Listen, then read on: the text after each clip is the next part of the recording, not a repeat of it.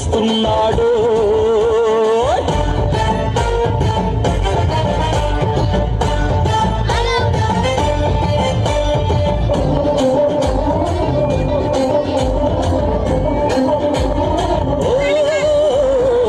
స్వార్థం లేనోడు నిస్వార్థపు నాయకుడు. నిత్యం మన వెంటే నీడలాగా ఉండేటోడు.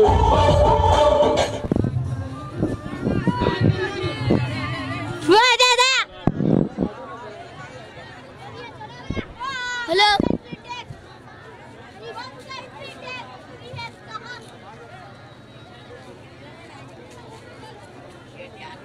अरे भाई डालो भाई पेपर डालो। हमारे एमपी रेवंत रेड्डी साहब आज के दिन अल्लाहपुर डिवीजन में हाजिर है और हमारे भाई साहब रेवंत रेड्डी अन्ना की गुलगोशी करें।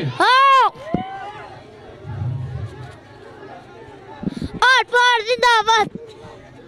अरे अरे और जिंदाबाद और जिंदाबाद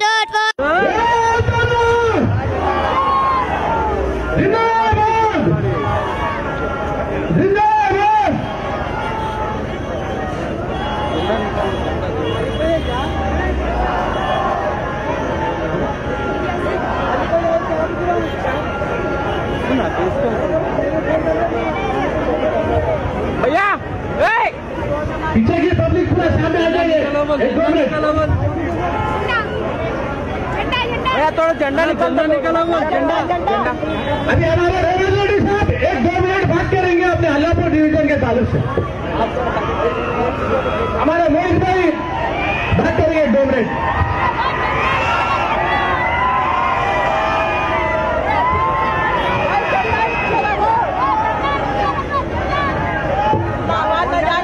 अस्सलामुअलैकुम। कांग्रेस पार्टी और रेवंत रेड्डी साहब जो हमारी फैमिली पे भरोसा करके हमारे को टिकट दिए, इंशाअल्लाह ये टिकट अल्लाहपुर से भारी मेजॉरिटी से जिता के रेवंत रेड्डी साहब को गिफ्ट देंगे।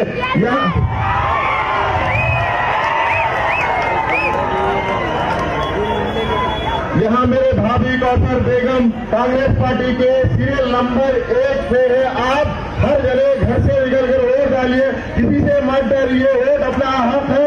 यहाँ के काम देख रहे हैं आप, अल्लाहपुर में कम से cum road, drainage, light problem नहीं है।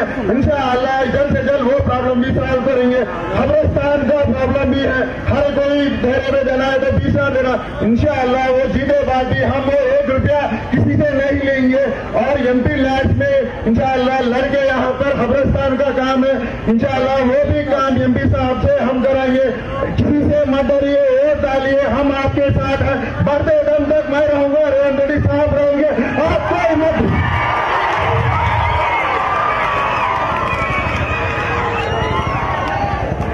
उन लोग कितना भी डराने दे मत करिए, अपना जवाब सिर्फ वोट के थ्रू लिए, किसी से मत लड़िए। वोट के हक में अपना जवाब दिए। इस मौके पर मुझे मौका देने से शुक्रिया।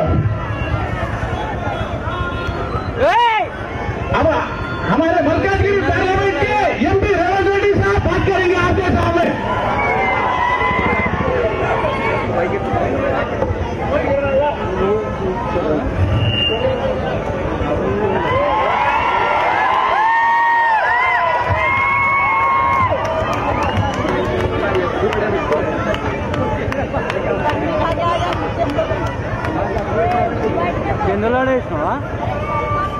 रूल यावते नहीं का रूल यावते भाई वो माइक से जरा दूर हटो, सबको सुनने दे। आज मल्लापुर डिवीजन में कांग्रेस पार्टी के ओर से कौसर बेगम को यहाँ कारपोरेटर चुनाव में कांग्रेस पार्टी के तरफ से यहाँ पर चुनाव लड़ने के लिए बीफाम दिए।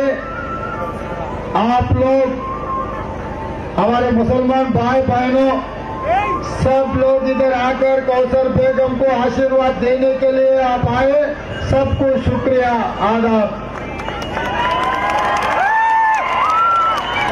हमारे मुसलमान भाई बहनों से मेरा एक ही गुजारिश है, आप लोग सोचो,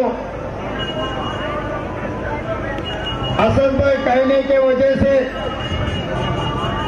केसीआर साहब को 3 मरतबा आप वोट दिए। यहाँ के कारपोरेटर टीआरएस पार्टी के, यहाँ के एमएलए साहब टीआरएस पार्टी के, शहर के मंत्री जी टीआरएस पार्टी के, ये तेलंगाना को केसीआर साहब ने मुख्यमंत्री, फिर सब लोग वही है।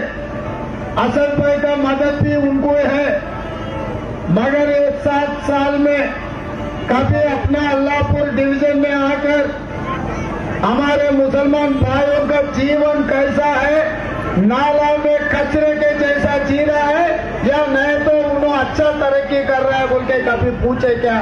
मैं मुसलमान भाइयों से, हमारे नौजवान युवकों से, मैं योद्धा से मैं पूछना चाहता हूं, ये टीआरएस सरकार बनने के बाद कोई मुसलमान नौजवान को कोई नौकरी मिला क्या?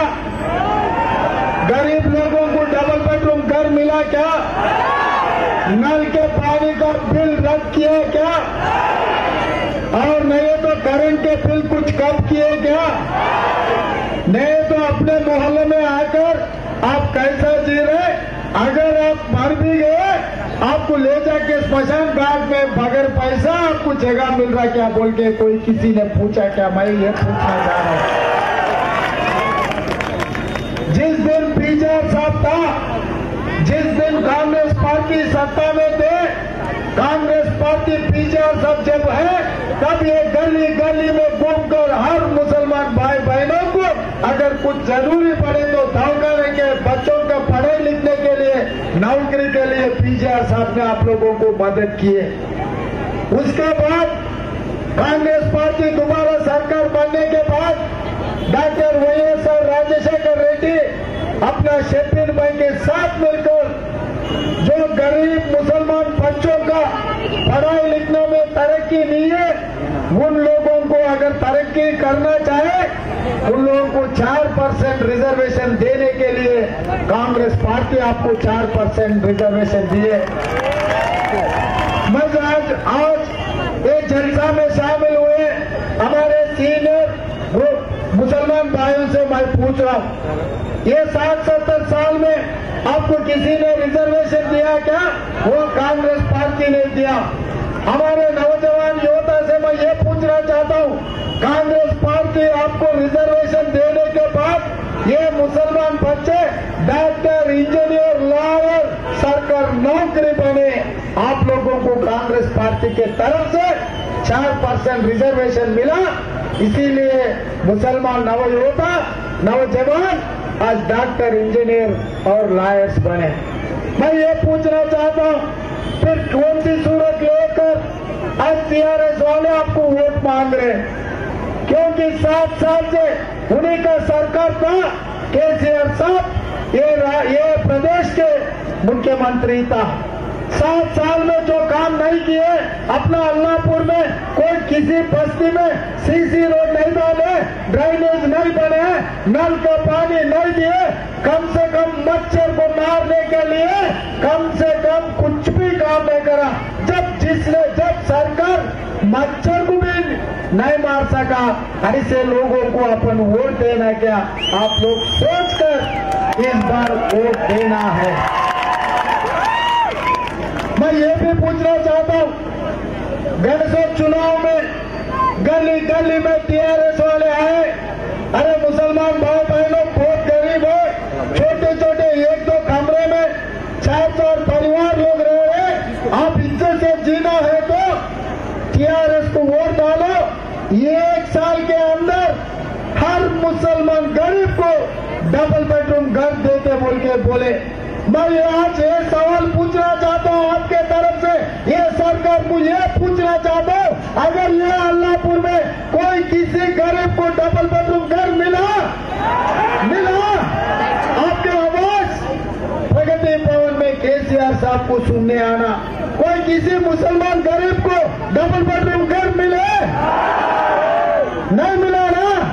आपके नौजवान को कोई सरकार नौकरी मिला?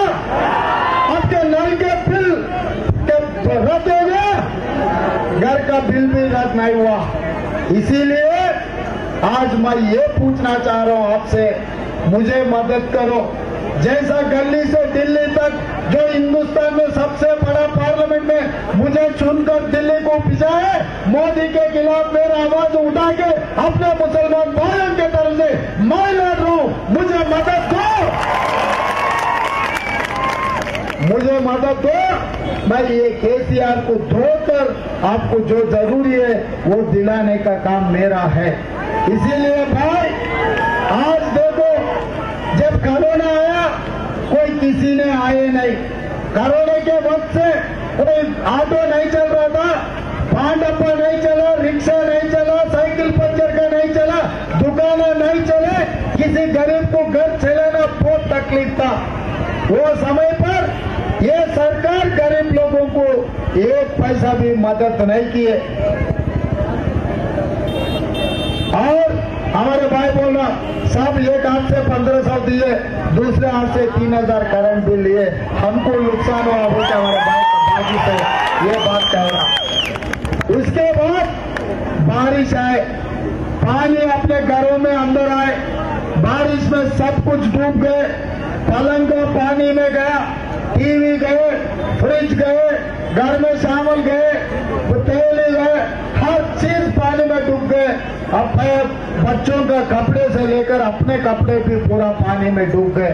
फिर नंगा होकर अपने गरीब लोग सड़क पे खड़े रहो, तो मैं गरीब लोगों को घर घर को 50,000 देने के लिए मैं धरना किया। मैं सरकार को वो ये सवाल किए तो 10,000 देने के लिए सरकार ऐलान किए, तो मैं समझा गरीब लोगों को थोड़ा बहुत मदद होगा। मगर वो 10,000 में देने का फोटो 10,000 का रहता, उनका कमीशन 7,000 है। 2-3 हजार अपने हाथ में देकर 6-7 हजार TRS वाले खा लिए। जब गरीब लोगों का पैसे KS वाले अल्लाह मियाँ छोड़ते क्या आप बोलो।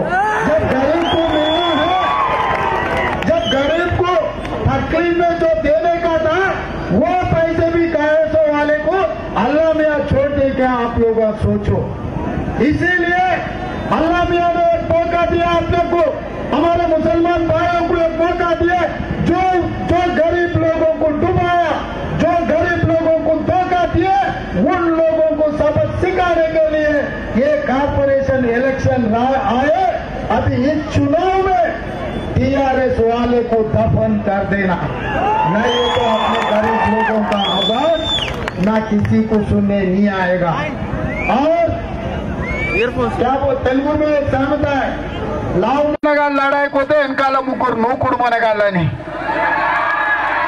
एक मच्छर पहलवान लड़ने के लिए आए तो उनको पीछे से 3-3 धक्का मार रहे कहते।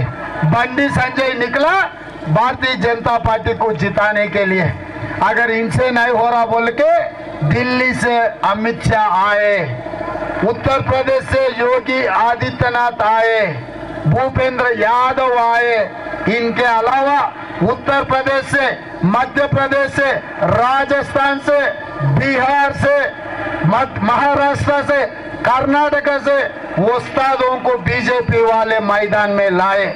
उन लोगों का काम एक ही है, हमारे भाई सुनो ध्यान से, ये जितने भी पहलवान है उनका काम एक ही है, हैदराबाद शहर में आके हिंदू मुसलमानों के बीच में जहर फैलाना। हिंदू मुसलमान चाकू लेकर एक के बीच में एक भोंक लिए तो अपने बीच में अपना खून, ये मूसी में पूरा अपना खून से ये पूरा हैदराबाद को अपने खून से पूरा ये करने के लिए बीजेपी वाले आए। अब वो लोग बोल रहे कि ये हैदराबाद शहर को बीजेपी आके हैदराबाद नाम निकालकर भाग्यनगर बनाने के लिए ऐलान किए। मैं ये पूछना चाह रहा हूँ, निजाम नवाब 450 साल पहले ये हैदराबाद बना के दे दिए अपने को, ये बीजेपी का किसी का बाप हैदराबाद नहीं बना, निजाम सरकार ने बना, निजाम सरकार ने बनाया, निजाम सरकार ने ये हैदराबाद का नाम दिए। मगर ये कहीं दिल्ली से आकर हैदराबाद का निशान मिटाकर अभी भाग्यनगर बनाने के लिए ऐसे बातें बोल रहे, ये किसी को शोभा देते क्या? मैं ये पूछना चाह रहा हूँ, कांग्रेस पार्टी 20 साल से मेहनत कर international airport, outer ring road, हाईटेक City, metro rail, PV Narasimha Rao flyover, ऐसे हैदराबाद गली गली में सीसी रोड डालकर, गोदावरी से पीने का पानी लाकर, कृष्णा से पीने का पानी लाकर ये हैदराबाद को हम लोग विश्व नगरम बनाए।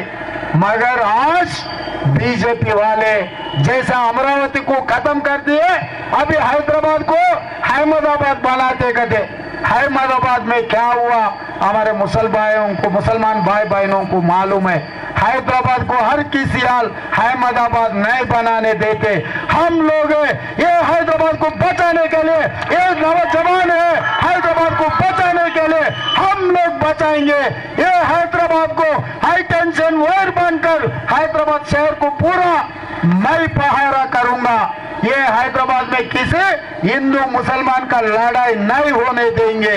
ये ऐसे बीजेपी के जाल में नहीं फंसना। इसीलिए मेरा एक ही गुजारिश है, अगर हैदराबाद अच्छा रहना, हैदराबाद तरक्की करना बोले तो आप लोग कांग्रेस पार्टी को वोट दो। कांग्रेस पार्टी को वोट दिए तो हैदराबाद तरक्की होगा। हिंदू मुसलमान भाई भाई बनकर हैदराबाद में जिएगा।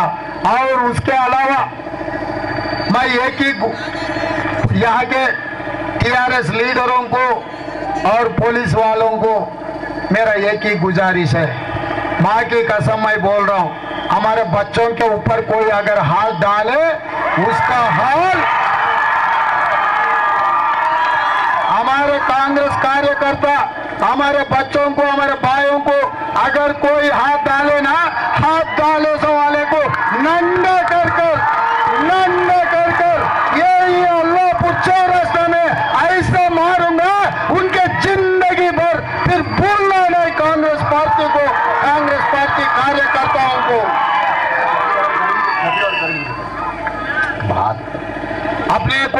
अपने लीडरों के लिए भी पुलिस वाले बुला के डरा रहे बोल के हमारे भाई बोल रहा, मैं किसी का नाम लाइन लेना चाहता हूं, मैं एक ही बात बोल रहा हूं, हमारे लीडरों को, हमारे बच्चों को अगर कोई डराने के लिए, धमकाने के लिए कोशिश किए तो मैं किसी को छोड़ने वाले नहीं है। और 25 साल राजनीति में रहूंगा, एक दिन हुकूमत मेरे हाथ में आएगा, एक दिन हुकूमत मेरा हाथ में आएगा, उस दिन हिसाब किताब बराबर झुकाऊंगा। हर आदमी का नाम मेरा डायरी में लिखूंगा, हर आदमी का हिसाब किताब झुकाऊंगा मैं, कोई किसी को छोड़ने वाले नहीं है। अगर हो सके तो हमारे भाइयों से वोट मांग कर लो, अगर हमारे मुसलमान भाई आपको वोट दिए तो आप जीत लो, हमको कोई परवाह नहीं है। हम लोग इनका भरोसा जीतने के लिए आए। कौसर बेगम को कांग्रेस पार्टी से हम टिकट दिए, उनके पैसे देखकर नहीं दिए। हमारा मोइज मेरे साथ काम करता, मेरे छोटे भाई जैसा, उनके परिवार में हमारे मोइज मेरा छोटे भाई जैसा, उनके परिवार में हम टिकट दिए, उनको पैसे देखकर नहीं दिए, उनका मेहनत देखकर दिए। उन एनएसयूआई में, यूथ कांग्रेस में कांग्रेस पार्टी का झंडा उड़ाए, कांग्रेस पार्टी झंडा उन्होंने पकड़ लिए बोल के उनके परिवार में हम लोग टिकट दिए, इतना ही। इसीलिए भाई ऐसे गरीब लोगों को जिसका ने पैसे नहीं है जी, उनको आप मदद देना जरूरी है, नहीं है तो राजनीति में गरीब लोग आने का मौका बंद हो जाएगा। पार्टी के लिए काम किए सो कार्यकर्ता को जब टिकट मिलेगा, आप जिताए तो और दोबारा दूसरों को भी टिकट मिलेगा। इस बार अल्लाहपुर से कौसर बेगम को आपको नहीं जिताए तो फिर बाद में कोई मुसलमानों को कांग्रेस पार्टी टिकट नहीं देने वाले, क्योंकि अरे हम लोग मुसलमान को दिए तो हार जा रहे, दूसरों को दो बोल के हमारा पार्टी बोलेगा। मैं ये कुकटपल्ली में 2 सीटा हमारे मुसलमान भाई बहनों को दिए, ये फतेह नगर में अहमद को दिए, अल्लाहपुर में कौसर बेगम को दिए, कि मैं ये दिखाना चाह रहा हूँ हिंदू मुसलमान भाई भाई है। अगर हिंदू हो, मुसलमान हो, वो कांग्रेस पार्टी के लीडर है, उनको वोट देना है। इसीलिए भाई मेरा एक ही गुजारिश है, मेरा भरोसा मत तोड़ो। ये जीएचएमसी में गए तो टीआरएस वाले 100 लोग रहे थे, मैं उनके खिलाफ मैं अकेला एक ही रहता हूं। मैं उनसे लड़ रहा हूं, जान लगा के लड़ रहा हूं। मगर 25-30 कारपोरेटरों को हैदराबाद में मेरे हाथ को दिए तो उन लोगों को झुका के 4 चप्पल से मार के आपके काम करवाने का काम मेरा है। लड़ने के लिए मुझे ताकत दो, ये हैदराबाद शहर को बचाने के लिए मुझे ताकत दो। आप मुझे भरोसा दो, आपके ऊपर भरोसा रखकर हम लोग कौसर बेगम को कांग्रेस पार्टी टिकट दिए। ये भरोसा नहीं तोड़ते बोल के मुझे उम्मीद है, मेरा उम्मीद नहीं तोड़ते बोल के भी ये नौजवान बच्चों के ऊपर वहां पर जो मेरा बहना है इतना देर तक यहाँ पर खड़े रहकर हमारे कांग्रेस पार्टी को, हमारे कैंडिडेट कौसर बेगम को मदद दिए, सब लोगों को शुक्रिया, आदाब। जय कांग्रेस, जय कांग्रेस। हस्तम गुर्त के, हस्तम गुर्त के। शुक्रिया भाई।